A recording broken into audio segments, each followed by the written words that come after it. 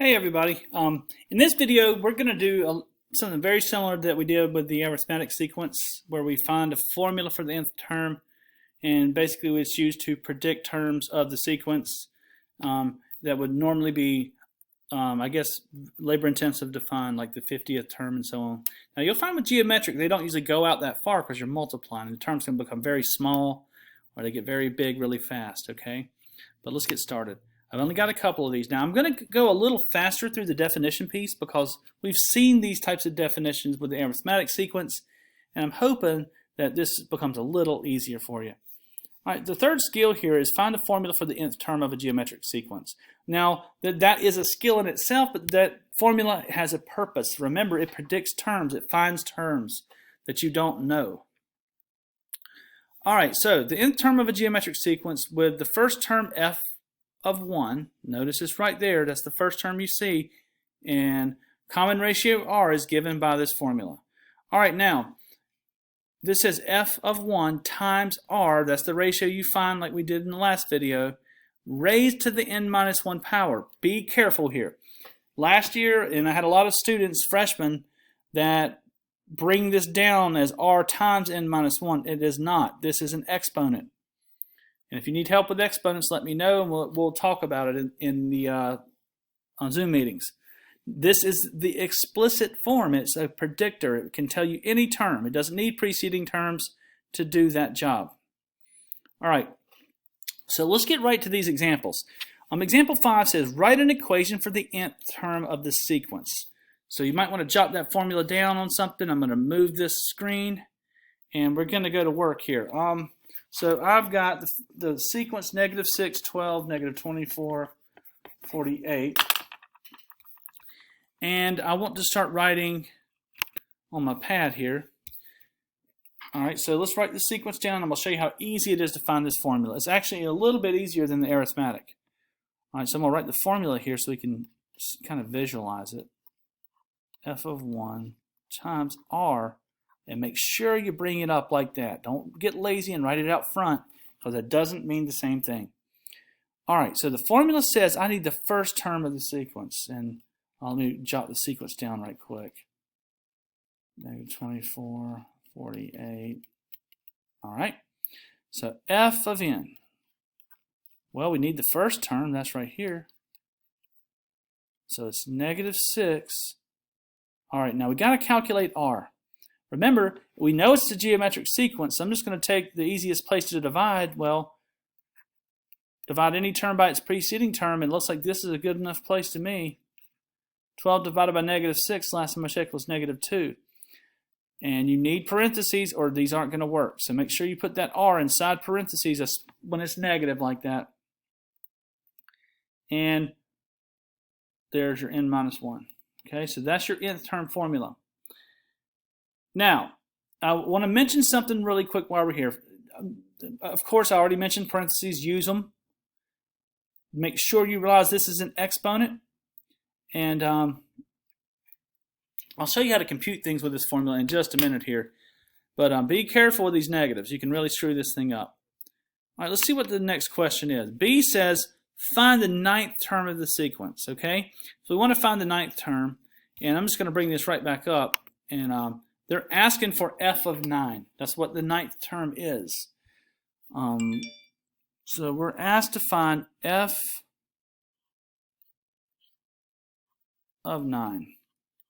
We're going to plug 9 in for n. That's all that means. So that's -6 times -2 to the 9 minus 1. All right, I'm going to use some technology real quick so you can see how to do this and be careful with these things. And this may be something you already know, and I'm just annoying you with this, but anyway, indulge me here. So we're going to have -6 times -2. And don't forget that caret key puts you in an exponent. And you're going to put, I mean, we know 9 minus 1 is 8, but oops, I messed that up. Oh, that's supposed to give me a tough time with this.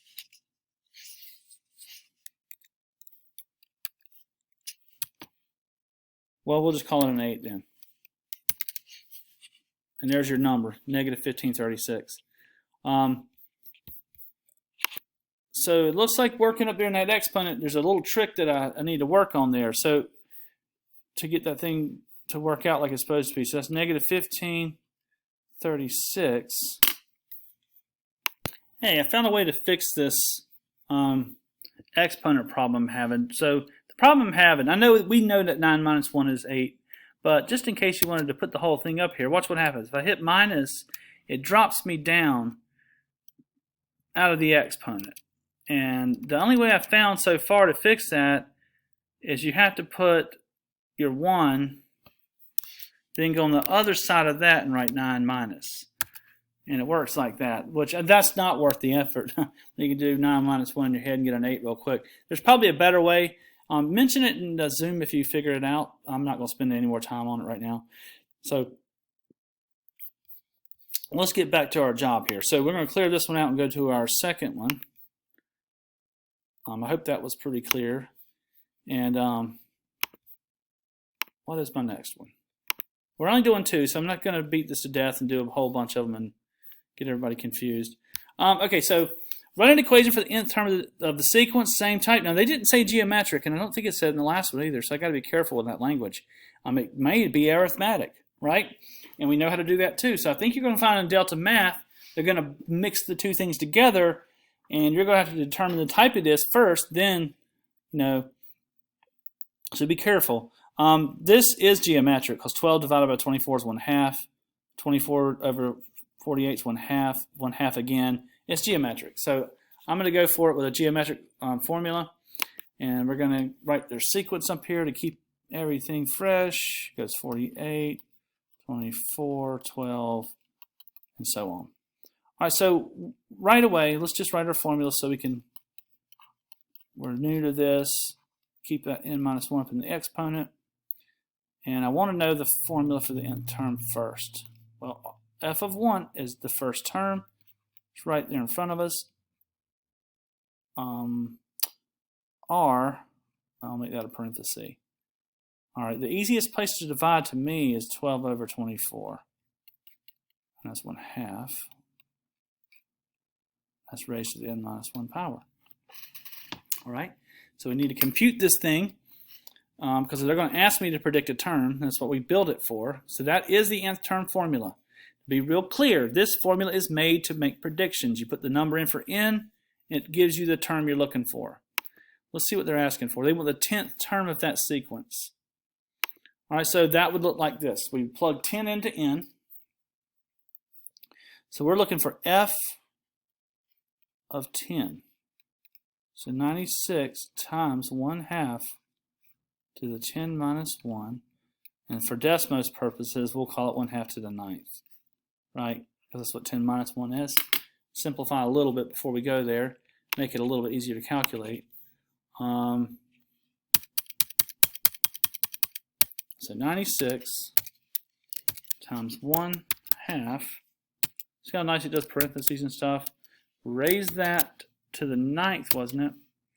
And we get this decimal of 0.1875.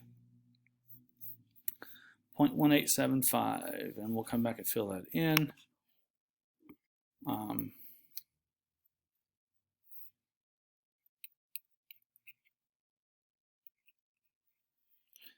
right, now and real quick before we go, I want to show you this calculation done in with another technology. I think it might actually do a little bit better of a job. If we use the TI-84, and where did it go? There it is. To do this calculation. And if you'll look over here, it'll show you my keystrokes. 96 times. Now, if you want to keep it as a fraction, now I'm not sure it'll do it with some of these. When they get really, really small, it might just go default to decimal. You can go in here and get this template right here. Oh, I got to go up there to get it. Sometimes, when I'm using this, I think that I'm able to type on my keyboard, but I can't. And it's sort of weird how I do that. I need to go down. It's not this slow when you have one in your hands. It's just this online version is a little bit Now see, there's the caret key I used right there. That puts it up in the exponent. And here you can type in 10 minus 1, right? Because it keeps it up there. That other one keeps dropping us down. If I wanted to drop us down, I got to push the over key, the right key. And see, it keeps it as a fraction. And you can convert that to a decimal if you wanted to, right? So it gives you both options. So it's I would argue, in this case, it's a little bit of a better technology for what we just did, okay? Anyway, I know I got long on that one. Sorry about that, guys. I hope this is enough to get you started, and I'll see you in the next videos.